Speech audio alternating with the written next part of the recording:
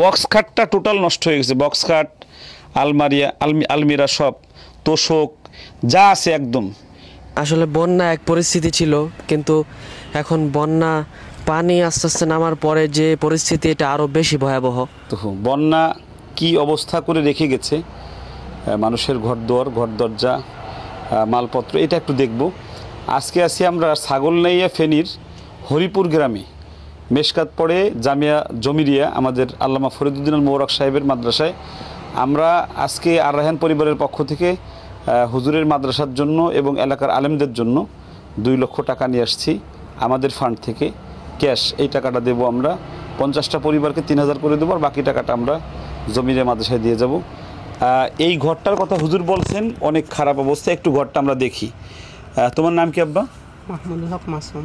মাহমুদুল হক মাসুম, হরিপুর। ওর নাম্বারটা আমরা স্ক্রিনে দেব, যদি কেউ তাকে সহযোগিতা করেন তাহলে এই বিকাশে দিলে হবে। একটু দেখি আমরা, আসো। ঘরে প্রচুর দুর্গন্ধ হয়েছে, এই রৌদ্র ওঠার পরে এই পর্যন্ত ডুবে গিয়েছিল। এই যে চিহ্নটা এই পর্যন্ত ডুবেছিল। নিচের হালাত এই, এদিকে আছে এই যে ইটে দেখেন, এই যে এর উপরে মাটি,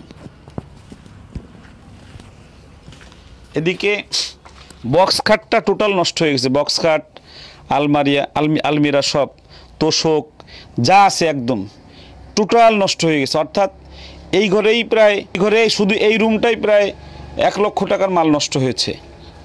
এদিকে আসি, এই যে এই রুমটায়, এখানে যে ওয়ার্ড্রোবটা নষ্ট হয়ে গিয়েছে। অর্থাৎ যেসব মাল মানে ফার্নিচার বলতে কিছু নেই। এজন্য আমরা এই ঘরটা দেখলাম, প্রত্যেকটা ঘরের অবস্থা এরকম। আপনারা যারা এখন এখানে সহযোগিতার দরকার আছে, আপনারা সহযোগিতা করেন, এটা দেখেন। আর আমাদের রায়হান একটু বলুক।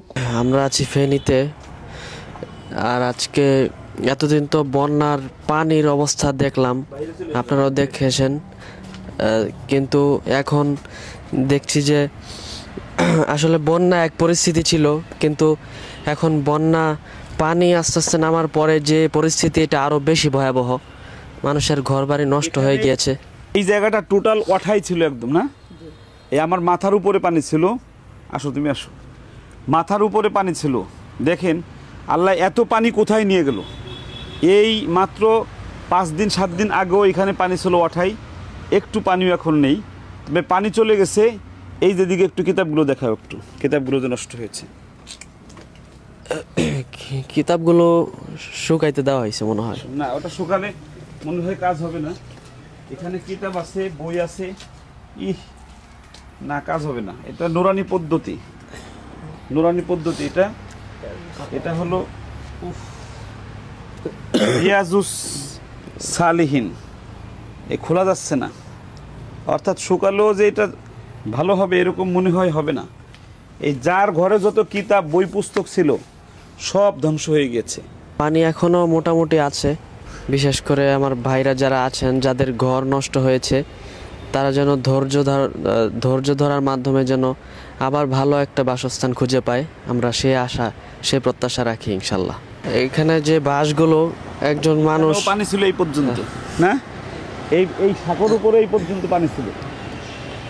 চিন্তা করেন, এই সাঁকো দিয়ে হাঁটা যাচ্ছে না। মনে হচ্ছে আমাদের চাইতে ওজন বেশি হলে ভেঙে পড়ে যাবে। তো আসলে মানুষের যে অবস্থা, দুর্দশা, এগুলো আল্লাহ খুব দ্রুত কমিয়ে দেখ।